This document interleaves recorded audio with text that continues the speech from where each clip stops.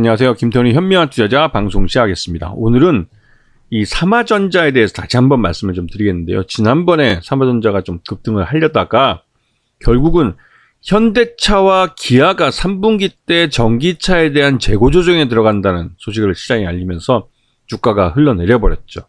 그도 그럴 수밖에 없는 게 이 삼화전자가 납품하는 이 페라이트의 대부분이 현대차와 기아에 들어갑니다. 그리고 전기차에 사용되는 부품이기도 하고요. 근데 이 전기차에 들어가는 이 페라이트 자석류가 인기를 얻게 된 것은 중국이 히토류라는 히토류 자석류를 해외로 수출하는 것을 규제하기 시작하면서입니다.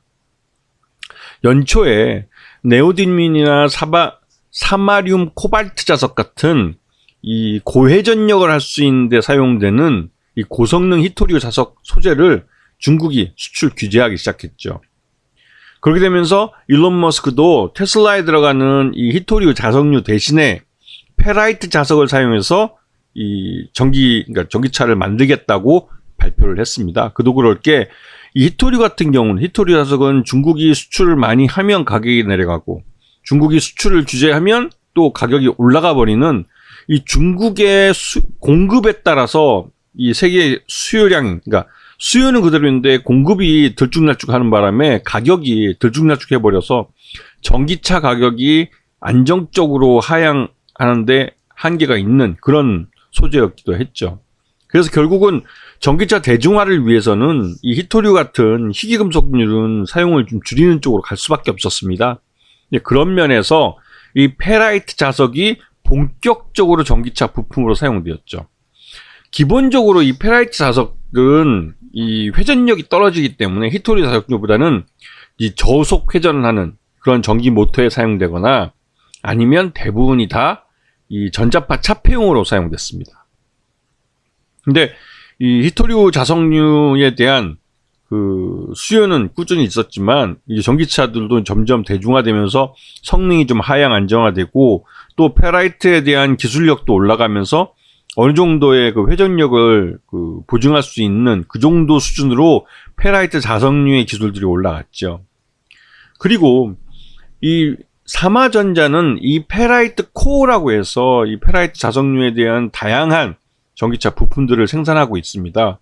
이거에 대해서 이제 시장이 페라이트 자석류의 시장이 점점 커지고 있는 그 초입에 있어가지고 아직은 구매의 경제를 달성하지 못했죠. 이것은 이 회사의 매출액만 봐도 알 수 있는데요. 삼화전자의 그 주력은 페라이트 코어입니다. 그 페라이트 코어가 올 상반기 중에 매출의 88%를 차지했죠. 그리고 이 전체 매출액은 작년 동기 대비해서 좀 줄어든 상태인데요. 이게 이제 이 현대차와 기아가 미국의 전기차 수출이 울산 공장에서 만드는 게 이 인플레이션 감축법 때문에 어느 정도 규제를 받으면서 생산량이 줄었습니다. 그러다 보니 당연히 이제 이 삼화전자의 페라이트 코어 납품도 줄어들게 됐죠. 그래서 아직까지는 이 삼화전자가 규모의 경제를 달성하지 못했기 때문에 매출 규모도 그렇고 영업은 손실을 보고 있고 단기 순손실도 발생하고 있습니다. 그리고 하지만 최대주 지분이 44.44%에 이르기 때문에 경영권은 굉장히 안정되어 있는 걸로 나오죠. 그리고 최근에 유상증자를 발표했는데 이게 일부 부채를 상환하고 또 신규로 이제 그 시설 자금, 그러니까 내년 하반기에 현대차와 기아의 조지아 전기차 전용 공장의 가동을 시작합니다.